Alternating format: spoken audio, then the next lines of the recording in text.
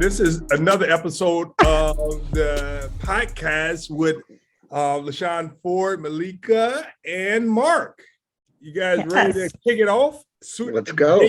After the Super Bowl. Oh, my goodness. It was a good game. It was a good game, and I enjoyed it. And, LA won. I mean, that's the second time that they won a title. And Meleika, are you from LA? Well, I'm not from LA, but I lived there for 10 years. So it still holds a special place in my heart. Yes. You're like, well. Well, I love the NFL. And I think that, when you think of the NFL and you think of the Super Bowl, in my opinion, it's like a holiday in America where people could come together and disagree with harmony. I mean, you have people that's opposing one another and getting along while doing it. That is a motto for life. Mm-hmm. When it's done well, when they're fighting on the sidelines, not so much. But that's also a fact of life, right? When the opposing teams are sitting next to each other. Those people that's making millions of dollars, they're the ones that might be fighting on the sidelines. But guess what? If you go to any bar, any party, you have people that's enjoying the Super Bowl and they disagree, but they have a good time disagreeing. And guess what? At the end of the day, everyone's happy. Even when your team loses or win, it's a victory because people have fun together. That is very true. So what controversial thing can we talk about related to the Super Bowl, Rep? How'd you get in trouble? Oh, my goodness, Mark. I got in trouble on Facebook. You wouldn't believe it. This is what I said. Now, there are two issues that we need to talk about, or I'll love to talk about. The one issue is minorities are not really getting contracts to do business in the NFL. And the founder, Rob Johnson, back in 2003, introduced, I know you both know, the Rooney Rule. And the Rooney Rule simply just tried to encourage the NFL to do business with minorities, because right now, the minorities, they play on the team, but they really don't have the ability to sell, as someone once said, popcorn in the stadiums. That's bad. I mean, it's a $1 billion industry, 32 teams, and still Black people and women owned don't have the ability to participate in doing business with the NFL. That's something that Meleika and I did a press conference on yesterday to talk about it. But Meleika, this is where you're probably going to get me. So on social media, Facebook, I posted, Super Bowl halftime needs a discussion. It's not the best reflection of Black excellence. Oh. Now, what kind of comments did you get to that? They said you're hating on Black people. How could you say that? I mean, this is the problem with Black people. We just don't support one another. I'm about to be 50, and I'm going to tell you, to me, I've seen that before, all those performances. And my question is, the day after, are we better as a society as a result of those performances? That's a good question. And yeah, I watched the halftime. I did watch the halftime. They built it up. Dr. Dre, Mary J. Blige, Kendrick Lamar, Eminem, 50 Cent. I just knew it was going to be like, woo, they about to tear the house down, right? But I didn't understand the performance. The set design of it all, I didn't understand it. And I felt like if I was actually there in the audience, I really wouldn't have understood it because you couldn't see everything. And then the people sitting behind the houses or units that they had built, like, were they able to see anything? And then, but forever, all of those people are legends. So we'll always give them their respect. They're older now. The energy isn't quite all the way there, but I still salute them no matter what. Mary J, I wish she would have done some more of her hits that we all like really loved. But other than that, it could have been better, but I still stood up and gave them a salute because they're legends in R&B and hip hop. I think there are two separate issues here, probably, right? One is the quality of the show and what you expected out of it. Some people just enjoyed seeing the legends. I couldn't recognize Eminem. He looked like, a guy buying a pack of smokes at 7-Eleven after having had a rough morning waking up. But and I read on Facebook just earlier this morning, it stuck in my head. Somebody said 50 Cent looked like 150 Cent. But he's put on a little weight. So Representative, I'm going to start having the comments come my way. I'm going to take a little pressure off. But that's what friends are for. So, I think one issue is, were you satisfied and what were you expecting? What did you want to see? And the other issue is, what are you allowed to say about it? Right.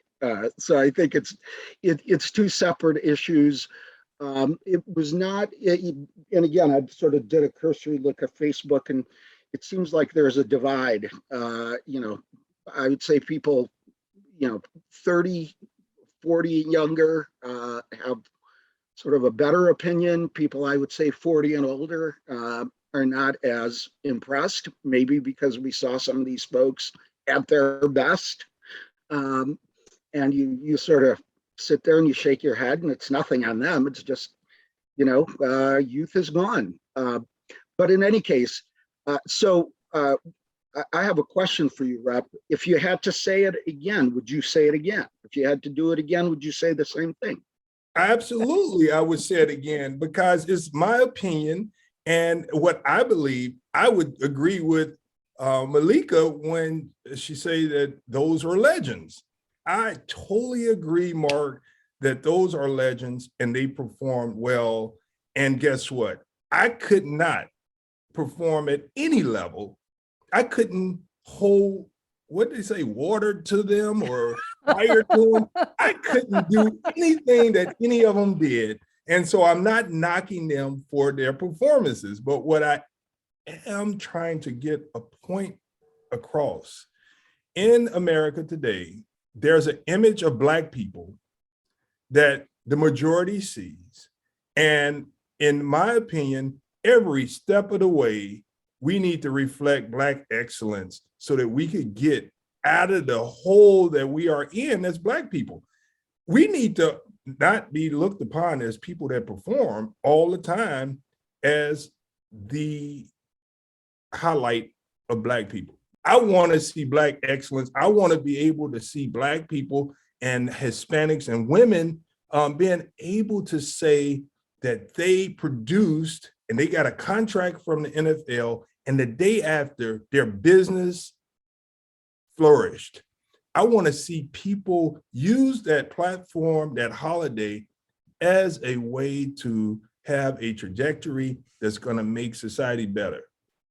Yeah, I don't think people even realize that there's a lack of inclusion, people of color, Black people mainly, with contracts working behind the scenes at the Super Bowl or the NFL.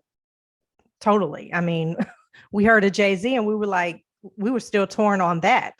And he was responsible for getting the Super Bowl halftime, reportedly. He was responsible for choosing those performances. And then just one more thing. I think we've seen so many amazing Super Bowl performances like Beyonce, Prince, Madonna. They go hard, for Super Bowl. I don't know. I don't, maybe they didn't have enough time to really pull it together. I don't know, but I still salute them. But I totally understand your point, Rep Ford. I actually wrote an article recently on a major theater company moving here in Evanston. They've been around since 1974. They've been in Skokie. They're moving to Evanston, but they are known for an all-white audience, all-white team staff working behind the scene, and the only Black people are on the stage. And I did bring it to light. Some of them that work at the theater did not appreciate that, while others took note, like, yeah, she's right. We got to fix that. We got to fix that. So I get your point totally. And the NFL has been around a lot longer than this particular theater company. So things should have changed a long time ago. Yeah, you walk into a big stadium and you look around, and the only minorities that are making more than minimum wage are on the field. Everybody else is slinging hot dogs, and there's nothing in between. And it'd be great if the people who own the hot dog, cubicle Absolutely. were Black rather than just the ones handing you the hot dog. And I think that's a very valid point. But that's such a valid point that I think it's a valid point all across the economy.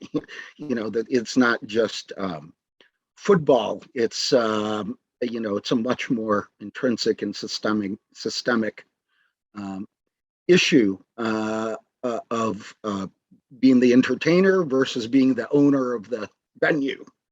I mean, how do we do that? Is there a plan? Is it not being done because people don't want to do it? Is that what it just ends up being? See, Mark, that's a good question. And let me just say, I'm going to answer that, but someone text me.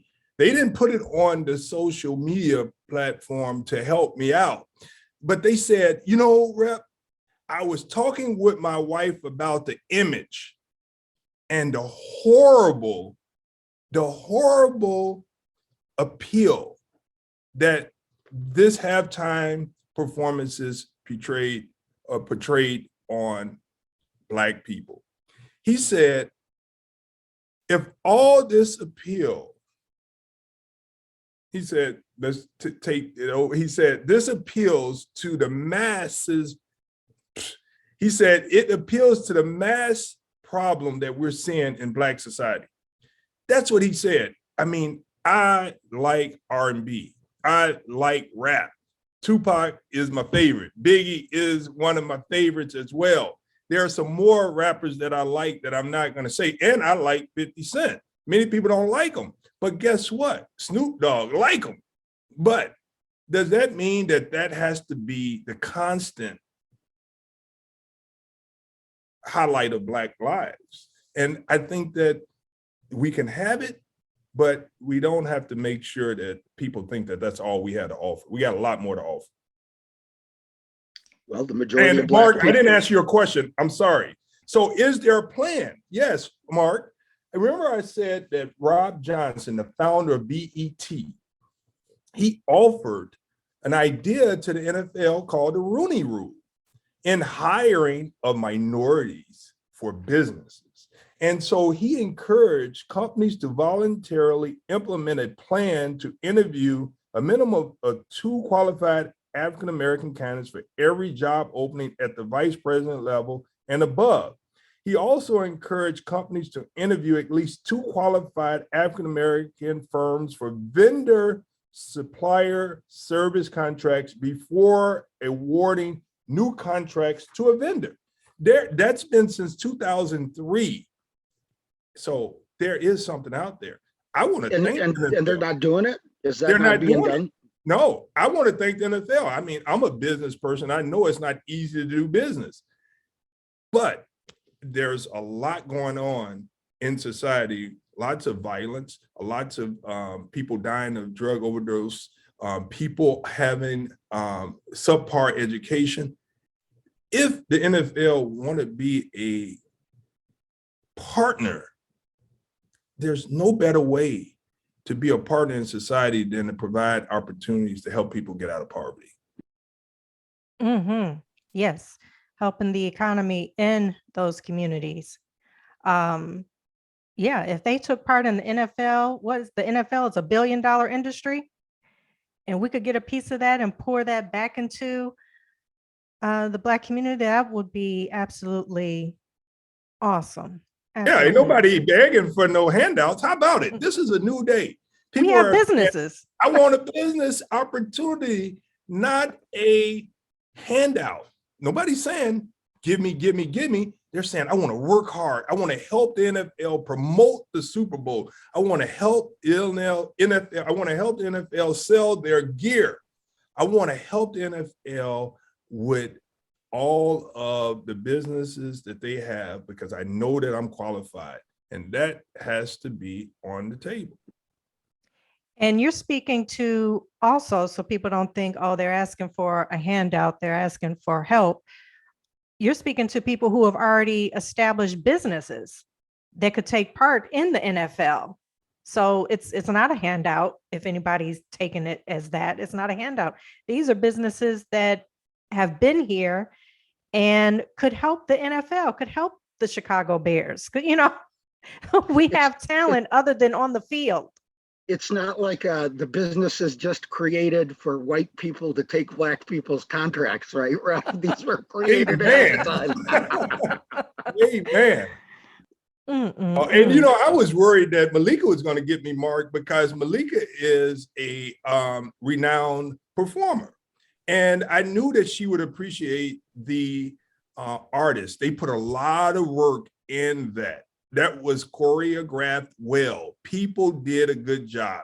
So there's no doubt that that was great. And I'm like, oh boy, Meleika is going to be mad at me. And now, Meleika, let me make sure that I'm clear. My post said, Super Bowl halftime needs a discussion. It's not the best reflection of Black excellence. Lord knows. That's all I said. Is it the best reflection? But you know, they went hard on Beyonce when she performed Super Bowl, and she was making a statement. She was making a political statement about social justice. And I saw so much criticism of her. I was like, that performance was absolutely awesome. Madonna wasn't making really a political statement, but she's just one of the best out there too.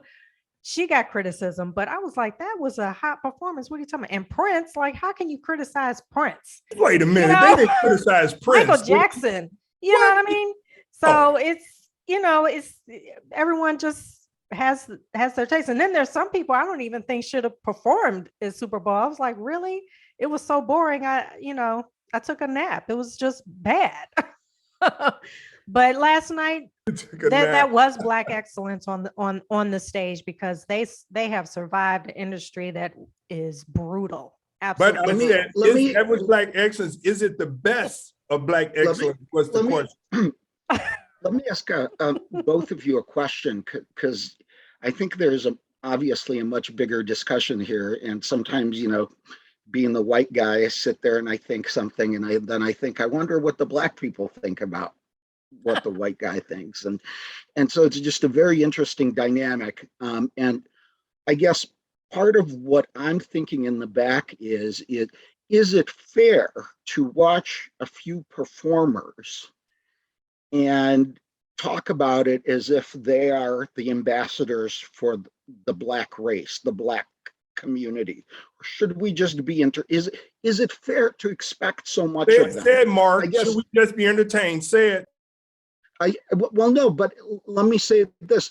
If Madonna screwed up or somebody else screwed up, yeah, we might criticize her, but we would say she makes all white people look bad. Okay. And so that's what I'm wondering. I mean, is it fair to take, a song and dance and make it into a much more than that? Is it unfair to think of them as representing a culture or a race? Should we just let it be and enjoy it for what it is, and not assume that every time we see a Black person, they have to be excellent and on their best behavior? And this is very familiar to me, because when I went to school in Russia as a Jew, my mom said to me, "You're a Jew, so you have to work 10 times as hard to have the same thing." Sound familiar to you guys?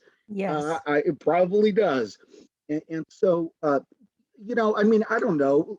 Part of me is like, this is such an incredible moment for America. There's still, even with all the sort of how much content we have, there are more eyeballs on this than most other single events in the country. And so, I mean, should we have had like Cornell West talking about, uh, you know, history and Gates and make it a different kind of put different kinds of black rock stars up there, black academic rock stars or black, like, I don't know. What do you want?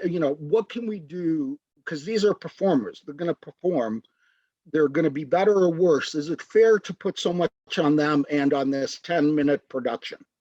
Well, Meleika, one thing we have to remember, and this is what I think and what I've read, let me just say, those performers, they don't get paid, right? Is that right? You don't get paid to perform at the Super Bowl. Well, Mary J. Blige says she wasn't getting paid. I don't know about the others. I can't imagine Dr. Dre or Snoop or Eminem or Kendrick or any of them saying, "Oh yeah, I'll do it for free." I think I recall that, and I do recall that. I don't think you get paid to perform at the NFL. It's such a sort of like going on the news, right? It's like being interviewed. Sort of, you don't get paid to be interviewed.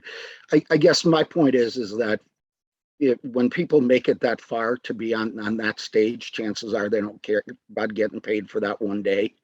Maybe that's not fair. We all could use an extra 6 figures for, whatever. But I guess to me, it's like, the one wonderful thing that I did see and think about is all of these people are successful. They are, they are cultural touchstones, not just for Black people who are watching them, but for all people who are watching them. Yeah, and white people want to, and Hispanics, they love to see that, and they love to imitate it. It's a good thing, Meleika, right? It to me, it's a good thing. I mean, everyone has their taste of what they thought was an excellent performance with the Super Bowl. I mean, I think everyone argues about the halftime show all the time, who they should have got, or they shouldn't have had that person, or they were excellent. What I thought was really cool too was Eminem took a knee, and reportedly, he was told not to do that, but he still did it anyway in honor of Kaepernick. I thought that was well, you powerful. Remember, Meleika, what I call people like that, I call myself that too, right? WM squared. Representative Ford gets sick of hearing it. Yeah, I WM love it. Squared, well-meaning white man. Yeah, I love it. Nice. I'm like Eminem in that respect. So. Yes, I like that, because I mean, he knows it's not going to impact his career, but had Dr. Dre or Mary J. Blige or Snoop took a knee, it would have been a problem. All I want to make sure that you guys remember, and it must be stated that I never said that it wasn't Black excellence. The question is, the Super Bowl halftime needs a discussion. It's not the best reflection of Black excellence. And just like anybody, you want to see the best that reflects you and your people. Now you're talking about the Super Bowl as a whole, things going on behind the scenes, everything. And the halftime. No, the question is halftime. Or just halftime. Okay. Remember, not was it the reflection of Black excellence, but was it the best reflection of Black excellence? And Mark, you make the point. Well, who would you want? Yeah, what would you want to see if you had, again, I almost sort of facetiously, referred to Cornell West, but should we have, had a panel of Black scholars talking about, the fact that the Super Bowl makes rich people richer and everybody else works for $15 an hour to sell popcorn at the stadium, or, how would you have played that? Because I would say that with all of the killings going on, with COVID-19 happening, people have died. It should have been a more humane type of excellence out there. You know, there's so many injustices out there right now that we're dealing with. People are in pain. We could have used that stage for healing. You know, I know that we can't always be serious, but people are hurting. You remember, we are the world, we are the children. That was powerful when all of the people got together to do something to help heal society. And that's what we need more now than anything in society. And that's what I would have liked to have seen, something like that. But that's just my opinion. I actually agree with that, which is that this is a special sort of a poignant time in history. And maybe the one of the largest events of the year in our culture, in the American culture. Amen. In our culture, together. Should you know, be more reflective of sort of the historic good and bad that we face as a country right now, maybe even faces the world right now, because the Super Bowl goes beyond our borders. So I can see that. But again, I guess that's not on the performers, obviously. That's on the, you know, you know, again, I think the question is, do you want performers or do you want something else? Do you want something educational? You know, can that even be an expectation of an event like this? Yeah, I think you can do it all. I think that it's okay to give the performance, and I think that people enjoy it. I think it's beautiful to see the art, but I also know that I would love to see the question is, again, everything that we do has a reaction. So the question is, what did the NFL expect the outcomes to be from that? I know what the outcome would be if I had an input in planning the Super Bowl halftime. I would say that people will wake up and they will leave that halftime feeling excellent about themselves and ready to push forward to make society better. That's just me. What's the outcome of that performance that we saw on the Super Bowl? What are people thinking about doing today? I am, you know, I don't know. One of the things that I would have loved, if we're going to talk about it in terms of what we saw, is maybe some balance. I wish we would pay more attention to Black scientists, to Black doctors. And you know, if we were going to sort of highlight that part of our joint culture as Americans, and obviously, you know, Black people have given more to this culture than, you know, most bigots will ever admit. But the point is if we're going to sort of focus on that, could we have also shown examples of Black excellence somehow? Yeah, like guess what? I'm sorry, but he's right. It's Black History Month. That is an excellent point. Show some imagery of Black excellence. I'm sorry, Meleika, go ahead. No, I mean, I was just going to piggyback on what Mark was saying. Yeah, there could have been a big screen of real Black heroes flashing with, you know, real quick information that people could just read right quick while Dre was performing, while Snoop was performing, while Eminem was performing. So you're getting an education and you're hearing some of your favorite hits from back in the day. Yeah, that would have shown some Black excellence. Now, Mark, on another level, Black excellence. Yeah, Meleika, I got to hit Mark. It might hurt, but you got to answer the question if you want. When white people see Black people perform,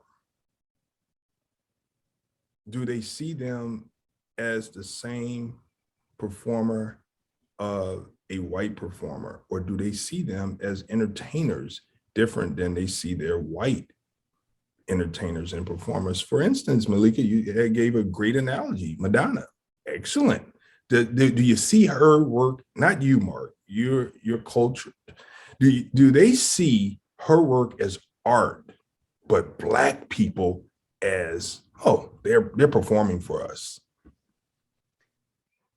I don't know. I mean, I think it's a complicated question because I think even if you ask most white people, they will talk about Black influence on music, right? I mean, they'll talk about Black artists created rock and roll essentially. Uh, and so I do think there is some recognition and appreciation of that influence. I mean, look, your kids are, look at how your kids are dressing, right? If you want to talk about influence of culture and what culture is dominant right now. But to me, it's not that. It's that, yes, I see all entertainers relatively similar. To me, it doesn't matter whether you're a Black entertainer or a white entertainer, as long as you're a good entertainer versus a not good entertainer. But I will say that I see entertainers as entertainers. Okay. I don't see them as necessarily, even if they're excellent entertainers, that's not necessarily the way I think of excellence. Excellence has to be defined better than singing, catching footballs, and scoring baskets. Okay. Uh, Black excellence has to be, and I see it all the time. I see it with you guys. I mean, I don't mean to be ass kissy, but you know, you associate with people, you see whether they're smart or not, and it doesn't matter what the pigmentation is. But point is that to answer your question, Rep, I see all entertainers as entertainers, and that's why I'm thinking that maybe the net ought to be cast wider than entertainers if we want to make a bigger point. Mm, mm. Well, Meleika, I do know that regardless to who you are, Black, white, Hispanic, people love the flavor of Black people. So it's not negative. I think that people love to imitate Black people in the entertainment world. They would say as Elvis, you know what I mean? But I just want to make sure in my heart and in society where we are today, that we have to go to another level if we want to move the needle for Black excellence. That's all I want. Meleika, what do you think? I know this is the end of our Ebony and Ivory episode. Well, I see both sides. And because I was part of that early 90s, I was a hip hop dancer back in that era of the performers on that stage. I used to dance for LaFace Records and tour, and I for a brief moment part of that Death Row Records scene, and yeah, that's tough. It's tough, Mark and Rep Ford, to really comment on that because with art, you when you're a creative person, you're reflecting what's around you and what you're feeling, whether it's pain, anger, happiness, whatever it is. You're telling your truth, your reality. And so to me, that was their performance last night. They took us back to where we were. And in some communities, we still are there. And they are seen as Black excellence and heroes because they did tell our stories, our pain, our blues, our anger. But I also agree that we need to start showing also where we are right now, and that we are recognizing and that the world needs to be educated on who Black people were prior to pre-enslavement, and who, I mean, we just had a young man get $1 million in academic scholarships, you know what I mean? So it's I guess it's pretty much the taste, what you like. I think no matter what you do, you're going to have criticism with the halftime Super Bowl. I mean, it is what it is. But I think to piggyback again off what Mark said, it would have been great to have those legends there. Dr. Dre, Snoop, Mary J, and then have some education on a big screen behind them.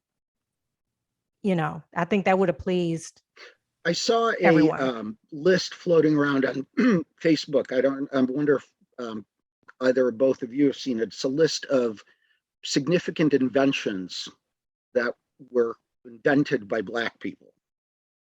You know, I saw it on social media, so I can't confirm its entire accuracy, but it was a very impressive list. Even if we just put that list up on the on the Teletron for the duration of the performance, and some eyes wandered up there and said, "Holy cow, we wouldn't have had this thing without Black people."